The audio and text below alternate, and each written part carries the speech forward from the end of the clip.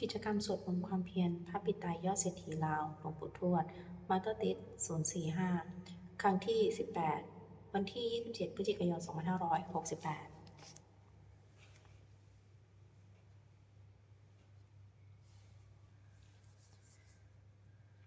บัดนี้เป็นครั้งที่ 18 ตรงวันที่ 27 พฤศจิกายน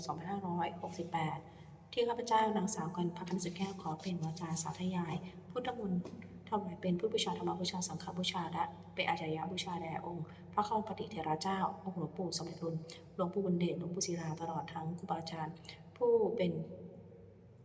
เจ้าของวิชาจินดามณีขอเทพเจ้าทั้งหลายโปรดจงมาอนุโมทนาในการสวดยายมนต์ของข้าพเจ้านี้ขออนุภาพคุณพระศรีรัตนตรัยครูบาอาจารย์และเทพเจ้าทั้งหลายโปรดจงบันดาลให้จิตของข้าพเจ้าเป็นสมาธิอันควรแก่การสวดยายมนต์ต่อไปบทสวดชุมนุมเทวดาสมมันตาจักวาริสุอัตตรคัจจตุเทวดาสัทธมังมุนิราชสัสสนตุสักขโมคทังสักเคกาเมตุรุเปคิริคิสิกขารัตเตจัตตริเควิมาเนทีเปรัตเถจักขาเมตรุราคานีแกวรุเหตุเคเตภูมาเจตุเทวาจารตระวิสเมยคันธปนาคาติทันตาสันติเคยังมุนิวรวัจนังสาธุวิสันตุธรรมะสันโรอัยพันตาธรรมะสันโรอัยพันตาธรรมะสันโรอัยพันตาบทสวดประกาศสิทธิคาถานะโมสัพพะวะโตอะระหะโตสัมมาสัมพุทธัสสะนะโมสัพพะวะโตอะระหะโตสัมมาสัมพุทธัสสะนะโมสัพพะวะโตอะระหะโตสัมมาสัมพุทธัสสะบทสวดสัจจกิริยาคาถานาทิเมสนังอัญญังพุทโธเมสนังวราเอเตนะสัจจวัชนะสัตถิมุสัมปทานาทิเมสนังอัญญังธัมโมเมสนังวราเอเตนะสัจจวัชนะสัตถิมุสัมปทานาทิเมสนังอัญญังสังโฆเมสนังวราเอเตนะสัจจวัชนะสัตถิมุสัมปทาบทสวดมหาการุยกรณโถติอาทิกาคาถามหาการุยกรณโถอัตถายะสัพพะปริยังปุริรวาบารมีสัพพะปโตสัมพุทสัมโพธิพุทธมาเอเตนะสัจวัชเชนะมะโหตุสัพพุปัทวามหาการุณิกรณโถอิตายะสัพพะปานินังโพธิตวะบารมีสัพพะปโตสัมโพธิพุทธมาเอเตนะสัจวัชเชนะมาโหตุสัพพุปัทวามหาการุณิกรณโถสุขายะสัพพะปานินังโพธิตวะบารมีสัพพะปโตสัมโพธิพุทธมาเอเตนะสัจวัชเชนะมาโหตุสัพพุปัทวาบทสวดมหาสมัยสูตรเอวเมสุตังเอกังสัมยังปักวาสเกสุวิหติกัปปิราวัตถุสมิงมหาวเนมหาตาภิกขุสังเคนะสัทธิปัญจมัตติหิภูกุสติหิสัพเพเหวะนันทิทัสหิจะอรุกะทาตุหิเทวตาเยปุยนะสันนิปิตาโหติภควันตังทัสยาภิกขุสังคัญจะอรโหตุนังสุทาวาสกายิกานังเทวนังเอตท้าหุสิเปยังโขภควาสเกสุวิหติกัปปิราวัตถุสมิงมหาวเนมหาตาภิกขุสังเคนะสัทธิปัญจมัตติหิภิกขุสติหิสัพเพเหวะนันทิทัสหิจะอรุกะทาตุหิเทวตาเยปุยนะสันนิปิตาโหติภควันตังทัสยาภิกขุสังคัญจะยานุนะวะยาปิเยนะภควาติโนปสังกมยมาอุปสังกปิตวาภควโตสันติเกปเจคาถาภสยมติอรโหตาเทวตาสยทัพปิธรรมะพระวาปุริสุสัมมาทิตังวาปะหังภาษาริยปัสสาริตังวาปะหังสัมมิเชยเอวะเมวะสุทาวาสิสุอันตรกิตาภวโตปุระโตปตุราสุอรโหตาเทวตาภวันตังอภิวาเทตวะเอกมันตาทางสุเอกมันตาทิตาโขเอกาเทวตาภวโตสันติอิมังคถาปัสสิมหาสมัยโยปวนาสมิเทวคยาสมคตาคตาวะอิมังธรรมะสมัยทักคิตายวปราชิตสังคติอรโหอปราเทวตาภวโตสันติอิมังคถาปัสสิตตระภิกขโวสมาทังสุจิตังอัตโนชุตตมะคาสุสันติวะเนตานิฆะเหตวะอินทริยานิรักติปฏิตติอรโหอปราเทวตาภวโตสันติเกอิมังคาทางอปัสสิเจตวะคีรังเจตวะปริคังอีทั้งอีทั้งหัวจามะเมชาเตจารันติสุทาวิวราจักกุมตาสุสันตาสุสุนะคะติอรโหอปราเทวตาภวโตสันติเกอิมังคาทางอปัสสิเยเกจิพุทธังสนาคตาเสนเตคมิสันติอปายะภูมิปหายามนุสังทิยังเทวกายังปริปุเรสันติติอรโหภควาภิกขุอมติสียภูยนะภิกขเวทัสสุโลกะธาตุสุเทวตาสนิปิตาโหติตถาคตังทัสยะภิกขุสังฆัญจะเยปิเตภิกขเวไอสุมติดามะธาโตสัมมาสัมพุทธาเตสัมปิภควันตานังอิตะปรมีวะเทวตาสันนิปิตาเหสุเสยทัพปิไมหังอิตริเยปิเตภิกขเวปริสันติอนาคตามะธานังโตสัมมาสัมพุทธาเตสัมปิภควันตานังอิตะปรมีวะเทวตาสันนิปติตาภวิสันติเสยทัพปิไมหังอิตริอจิกิสามิภิกขเวเทวกายังนามณิเจตยิสามิภิกขเวเทวกายังนามณิเทสิสามิภิกขเวเทวกายังนามณิตังสุนันทะสัตถุกามนสิกโรทัพพสิสามิติเอวังปันเตติโขเตภิกขุภวโตปัจจโสสุภควะเอตัทโมจะสิโลกะมนุกสามิยถาภูมิตัทสิตาเยสิตาคิริกปรังปีตตาสมาอิตาปุถุสีหาวสันนิโรภาสัพพิสัพพิโนโอทาตมัสสะสุทาวิปัสสนามนวิราพิโยปัญจสเตยตวาวเนกัมปิโรเทตโตอมริสถาสาวเกศาสนิรเตเทวกายภิกตาเตวิชาลาภภิกขโวเตจะอัตตปะมักการุสุรพุทธศาสนาเตสัมปตุระหุยนาอมุสนาทัสนังอเปเกตตามัตถุงสัสังอสะ อัฐสตริงสตังเอเกสาสนาคามุสนะมัทสุงอเปเกนตะมัทคุงทิสาสภาพุราหุนจัสภาอภิเยวะกิรวานาสกุมาตโตอมริสถาสาวเกศาสนิรติเทวกายปิกันตาเทวิชนาตาภิกขโวเยวังกิริสามิเกระหิรุปปโสสตัสสาเวขาภูมากาปิเราวัฏวะอิติมันตุชุติมันตวนาวตยัสสิโนมรธามนาภิกขมุภิกขุนังสมินังชาสาเหมวัฏยคดานาตะวานิโนทิมันตุชุติมันตวนาวตยัสสิโนมรธามนาภิกขมุภิกขุนังสมินังสัตคิราติสาสายคณาตะวานิโนทิมันโตชุติมันโตวนาโตยัสสิโนวัฏมนาภิกขมุภิกขุนังสมินังอิเตเดโสสาสายคณาตะวานิโนทิมันโตชุติมันโตวนาโตยัสสิโนวัฏมนาภิกขมุภิกขุนังสมินังเวสัมมิตาปัจจสตายคณาตะวานิโนทิมันโตชุติมันโตวนาโตยัสสิโนวัฏมนาภิกขมุภิกขุนังสมินังกุมพิโรราชาคิโกเวปุริสานิเมสนังปิยนังสตสังสังยขณะปิรูปัสสิกุมพิโรราชาคิโกสุปะคาสมิงนังปุริมันตติสังราชาทัตตาระโตปัสสติคาถาปนาติปริมหาราชายสัสสิโสปตาปิสภาเวทนามาภาระอิทิมัสชิมิโตวนาโตยัสสิโนวัฏมนาภิกขมุภิกขุนังสมิงนังทักขีนันจัตติสังราชาพิรุตปัสสติกุมพัฒนาทิเปปฏิมหาราชายสัสสิโสปตาปิสภาโวอิทนามาภาระอิทิมัสชิมิโตวนาโตยัสสิโนวัฏมนาภิกขมุภิกขุนังสมิงนังปัจเจมันจัตติสังราชาวิรุปโกปัสสตินะคะอธิปริมหาราชายสัสสิโสปตาปิสภาโวอิทนามาภาระอิทิมัสชิมิโตวนาโตยัสสิโนวัฏมนาภิกขมุภิกขุนังสมิงนังอุตรัญจาริสังราชากุเบรปัสสติยขณะที่ปริมหาราชายสัสสิโสตปิสภาเวทนามาภาระอินิมโตชิริมโตวนาโตยัสสิโนวัฏมนาภิกขมุภิกขุนังสมิงนังปุริมริสังสตาระโตทังกิเนนะวิโรโกปชิเมนะวิโรโกวโรอุตรันทิสังจตารโตเตมหาราชาสมัตตาจตุริยทัตตะมะทังสุวดีกาปิโรทเวเตสังมายาวิโรสะวิโรธาสาอาคูวัจริกาสถามายาเปโทเวเนทุวิบุจวิโรสหจารโนกรรมเสโถจากิโนคันโทจัปนุโทโอปามโยจาเทวสุโตจามตาจิตาเสนจากนักโพนโรราชาชนสโพอาคูปัญจสิโกเทวติปรุสุยาวัชสาเอเตจันนิจารัสนุคันทปัสสะอาชพิมรมะอภิกมุปิกรังสมิงนาอัตคุณปัสสานาคาเวสาราสหตัจกากัมพระสัทธะอาคูปยาคาสายยิทิพิยาวนาทตาราชาอาคูนาคายัสสิโนเอราวานหอนเอราวานหานโคสุปคาสมิงนาเยนะคะราชยสะสาสาหารติทิพาทิชาปคิวิสุทธิจักรูวิหายสาเทวรามัชปตาจิตราสุปนอิติเตสานามาพิยนาธานาคาราชนามาสิสุปนโตเขมามะกสิพุทโธสันหิวจาหิปุปยันตานาคาสุปนาสระมะตังสุพุทธังชิตาวชิระหาเถนะสมุทังอสุราสิตาภาตะโรภัตวเสเตอิติมันโตยสเสนุการายกัญชามหาปิสมาอสุราธานาเวคสาวิปัจจิตสุจิตจักภาระโทนวิจิสาสตัญจักปริปุตตานักสัพเพโรจนามกาสันนหิตวะปริงเสนาราหุพัทมุปัคมุสาวโยธานิพัตเตปิกุณังสมิมุนาอาโปจติวาปฐวิจัตเตโชวายโยตระคามุวรุณาวรุณาเทวาสมโมจายาสสะสหเมตตากรุณากายิกาอาคูเทวายสสิโนทัสสิเตทัสสะกายาสเปียตะวณีหน่วยที่มันทุชิมโตปานมโตยัสสิโนวัฏมะภิกขมุภิกขุนังสมิงนาเวทุจัตเทวาสนิจัสวาจัตุเวยมาจัตสุปริสัทเทวาจัตมาคุปรกิตาสุเยสุปริสัทเทวาสุเยมาคุปรกิตานักขัตตานิปุรกิตวาอาคูบันทวรากาวสุนังวาสเสโทสกุปะคาปรินโททัสเสเตทัสสะกายาเสเปดานาตาวณีโนอิทิมันตุชุติมันโตวนาโตยัสสิโนวัฏมะภิกขมุภิกขุนังสมิงนาอาราคูสัพพุเทวาชารมขิสิการิวริตกะจะโรชาจะอุมาปุปะนิปัสสิโนบรุณาสัทธรรมจะอัตุตาจะอนิจกาสุริยะอุจจาระคูวาสวัสดิสิโนทัสเสเตทัสสะกายาสเปียตะวณีโนอิทิมันตุชุติมันโตวนาโตยัสสิโนวัฏมะภิกขมุภิกขุนังสมิงนา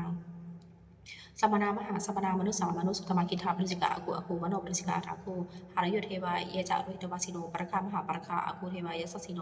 ทัสเสเตทัสสะกายาสเปียตะวณีโนอิทิมันตุชุติมันโตวนาโตยัสสิโนวัฏมะภิกขมุภิกขุนังสมิงนาสุกากรุณาอรุณาอาคูเวคณะสัสสะอุทาตะไคหาปาโมขาอาคูเทววิจักขณาสัทธามาตาหารักชาวิสกาจะยัสสิโนฐานะยะอาคาปยุโนโยทิสาอภิวสติทัสเสถ้าเสเตทัสกายาสัพเพยะถามวันนี้เราที่มัตุชิมตัวน้าตัวยัสสิโนวัฏมะภิกขมุภิกขุนังสมิงนาเคมียาทิเทรายามากรกาจะยัสสิโนสปิตการามาเสถาจตินามาจะเสวะนิมานารติโนอาคูอัฐาคูปรณิมิตาถ้าเสเตทัสกายาสัพเพยะถามวันนี้โนอิติมัตุชิติตัวน้าตัวยัสสิโนวัฏมะภิกขมุภิกขุนังสมิงนาสเทเตเทวานิกายาสัพเพยะถามวันนี้โนนามันวะเยนะคันชงเยจันเยสันติสัสหะปวุฒชริมะเขียนาโอกาทินามนัสวังตะเขมกตรังนาคังจัตถังวะสิตาติตังสุภมาปรมัตถจักปุตตะอิมิมัตโตสหัสสันนังกุมารโรดิโสจักสุบคาสเปยุนังสัสพามรุกนังภามาพิติอุปปโนชิติมโตพิสมากโยยะตัสสิโสทัสสิตาอิสระคูปเจกะวัสติโนเตสัญจมัจโรอาคาหาริโตปริวริโตเตจะสัพเพปิกเตสิทธิเทเวสปามะเกมารสินาปิกามิปัสสะการสามริยาอิทัคณาถาปนัฏฐาราเคนะพัทธพัทโวสมัตตาปริวริธามโหมุจิตาโกจินังอิติตถา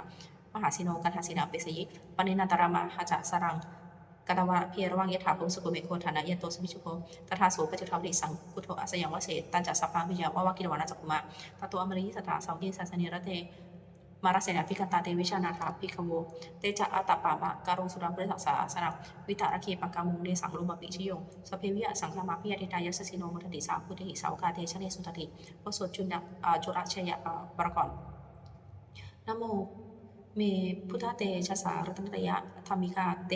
ชะเปสิทธิปสีเทวานารายะปะระเมสุราสิทธิปรมาจะอินทาจะจตุรกาคัมภีรักกาสมุทาภูตังคังคาจะสุภมะชัยยะประสิทธิพันตุเตชัยยะชัยยะธนนิธนนีอุตติอุตทีนาทีนาทีชัยยะชัยยะกัพลละตนอนิสัยนิไรใสเสนะเมรุราช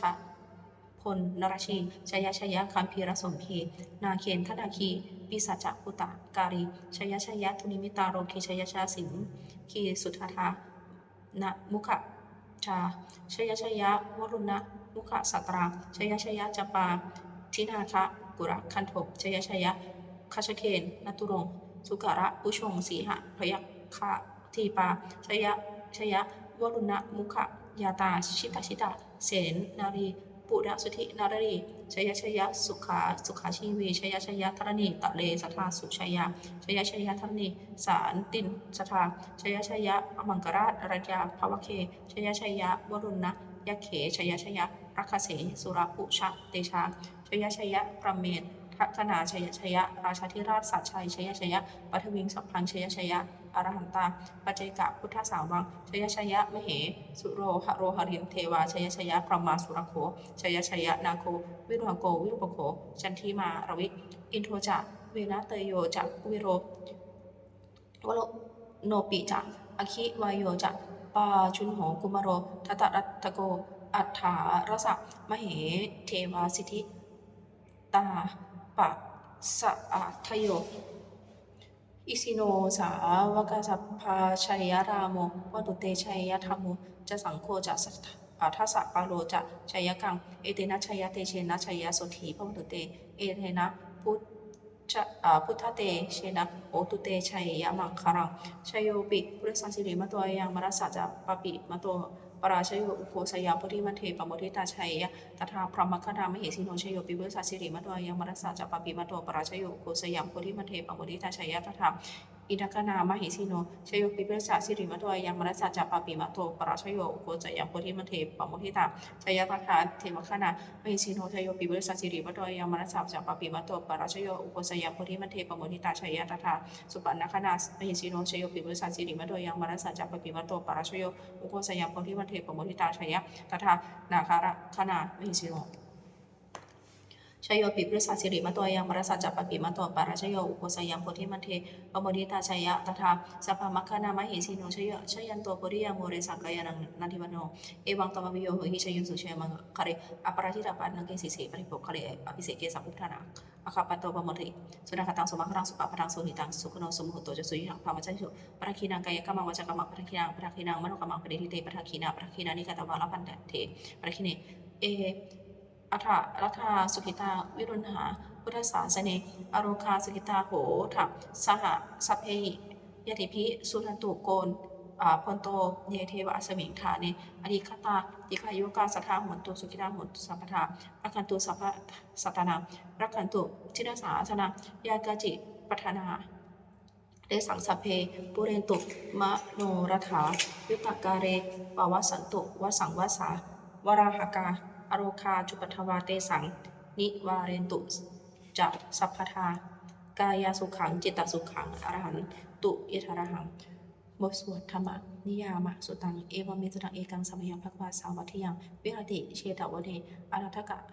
ปิตุติกาสะอารเมตาระโคภควาภิกขุอมเดสิภิกขวติปทันเตติเตภิกขุภวโตปัจจโสสงภควาเอตทวจาอุปาทาวาภิกขเวตถาคตานังอนุปทาวาตถาคตานังทิตาวาสาธาตุธรรมะทิตตาธรรมะนิยมตาสัพเพสังขารานิจติตังตถาคตอภิสัมพุญติอภิสัมเมติอภิสัมพุทธวาอภิสัมเมตวาอจิคติเทเสติปัญญาเปติปัฏฐเปติวิรติวิปัจจติอุตานิโกรติสัพเพสังขารานิจติอุปทาวาภิกขเวตถาคตานังอนุปทาวาตถาคตานังทิตาวาสาธาตุธรรมะทิตตาธรรมนิยมตาสัพเพสังขาราทุกขาติตังตถาคตอภิสัมพุจติอภิสัมเมติอภิสัมพุจิตวาอภิสัมมิตวาอจิคติเทเสติปัญญาเปติ ปัทเปติวิปรติวิปัจจติอุตนีกโรติสัพเพสังขาราทุกขาติอุปทาวาภิกขเวตถาคตานังอนุปทาวะตถาคตานังทิตาวะสาธาตุธรรมัตทิตตาธรรมนิยามตาสัพเพธรรมานัตตาติตังตถาคโตอภิสัมพุจติอภิสัมเมติอภิสัมพุจิตวะอภิสัมเมตวะอจิคติเทเสติปัญญาเปติปัทเปติวิปรติวิปัจจติอุตนีกโรติสัพเพธรรมานัตตาติอิทัมวจาภควาอัตตมนาเตภิกขุภวโตภาสิตังอภินันทุนติบทสวดพระเทกะรัตคาถาแปลอติตังนานวะขเมยะนับปฏิกังเขอนาคตังบุคคลไม่ควรตามคิดถึงสิ่งที่ล่วงไปแล้วด้วยอะไรและไม่พึงพะวงถึงสิ่งที่ยังไม่มาถึงยะทัตติตามปหินันตังอปตจานาคตังสิ่งเป็นอดีตก็รับไปแล้วสิ่งเป็นอนาคตก็ยังไม่มาปัจจุบันจะโยธรรมังตถาตถาวิปัสสติอสังหิรังตังอสังกุปังตังวิทามนุภเรมนุภรุเหยผู้ใดเห็นธรรมอันเกิดขึ้นเฉพาะหน้าในที่นั้นอย่างแจ่มแจ้งมั่นคงแทนเขาควรป้องกันอาการเช่นนั้นไว้อาเชวะกิจมาตปังโกชยามานังสุเวความเพียรเป็นกิจที่ต้องทำวันนี้ใครจะรู้ความตายแม้พรุ่งนี้นหิโนสังครันเทนะมหาเสเนนะมัจจุนะเพราะการผัดเพี้ยนต่อมัจจุราชซึ่งมีเสนามากย่อมไม่มีสำหรับเราเอวังวิหาริมาตาปิงอหุรตะมัตติตังตังวิปเทกะละโตติสันโตจิกเตมุนีผู้สงบย่อมกล่าวเรียกผู้มีความเพียรอยู่เช่นนั้นไม่เกียจคร้านนักกลางวันกลางคืนว่าผู้เป็นอยู่แม้เพียงราตรีเดียวก็น่าชมบทสวดธรรมะสังเวคะปัจเวกคณะแปลสัพเพสังขาราอนิจจาสังขารคือร่างกายจิตใจและรูปธรรมนามธรรมทั้งหมดทั้งสิ้นมันไม่เที่ยงเกิดขึ้นแล้วดับไปมีแล้วหายไปสัพเพสังขาราทุกขาสังขารคือร่างกายจิตใจและรูปธรรมนามธรรมทั้งหมดทั้งสิ้นมันเป็นทุกข์ทนยากพอเกิดขึ้นแล้วแก่เจ็บตายไปสัพเพธรรมาอนัตตาสิ่งทั้งหลายทั้งปวงทั้งที่เป็นสังขารและไม่ใช่สังขารทั้งหมดทั้งสิ้นไม่ใช่ตัวไม่ใช่ตนไม่ควรถือว่าของเราว่าตัวว่าตนของเราอาทุวังชีวิตังชีวิตเป็นของไม่ยั่งยืนทุวังมรณะความตายเป็นของยั่งยืนอวสังมยาปริตพังอันเราจะพึงตายเป็นแท้วรณะปริโยสานังเมชีวิตังชีวิตของเรามีความตายเป็นที่สุดรอบชีวิตตังเมอริยตังอนิยตังชีวิตของเราเป็นของไม่เที่ยงมรณะเมนิยตังความตายของเราเป็นของเที่ยงวัตตะคนที่จะสังเวชอายังกายโยอจิรังร่างกายนี้ไม่ได้ตั้งอยู่นานอเปตะวิญญาโนขั้นปราศจากวิญญาณจุดโทอันเขาทิ้งเสียแล้วอธิเศษสติจากนอนทับปัทวิงซึ่งแผ่นดินการิงคารังอีวะประดุดดังว่าท่อนไม้และท่อนฟืนที่รัดถังหาประโยชน์ไม่ได้อนิจจาวัตตสังขาราสังขารทั้งหลายไม่เที่ยงหนออุปาทวะยธรรมิโนมีความเกิดขึ้นแล้วมีความเสื่อมเป็นธรรมดาปชิตวานิรุชติขั้นเกิดขึ้นแล้วย่อมดับไปเตสังมุปสโมสุโขความเข้าไปสงบระงับสังขารทั้งหลายเป็นสุขอย่างยิ่งสัพเพสัตตามรันติจาสัตว์ทั้งหลายทั้งปวงกำลังตายอยู่มริสุจาริสเรที่ตายแล้วและกำลังจะตายตเทวหังมริสามิเราก็จะตายอย่างนั้นเหมือนกันนาทิเมเอทะสังสโยความสงสัยใ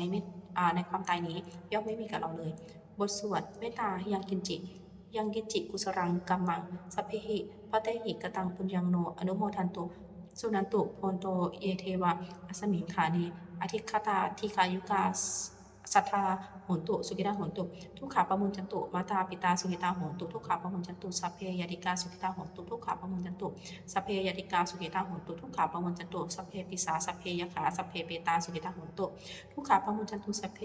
อาจาริยุปชัยยะสุกิตาโหนตุทุกขาปมุญจันตุสัพเพ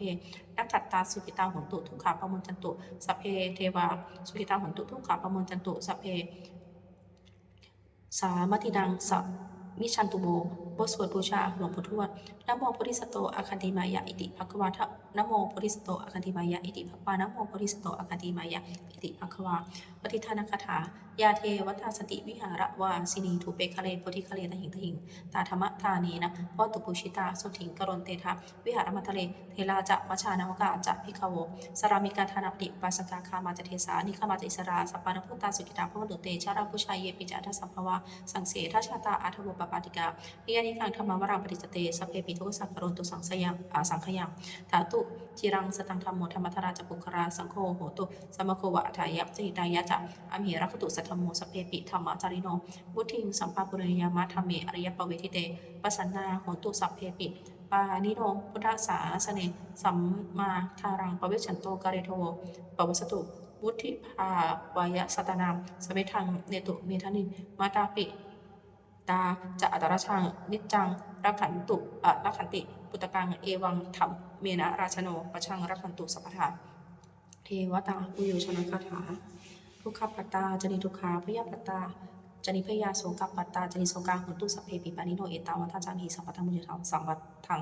สัพเพเทวานุปนตุสัพพสัมปติสิทธิยาทานังถ้าท่าน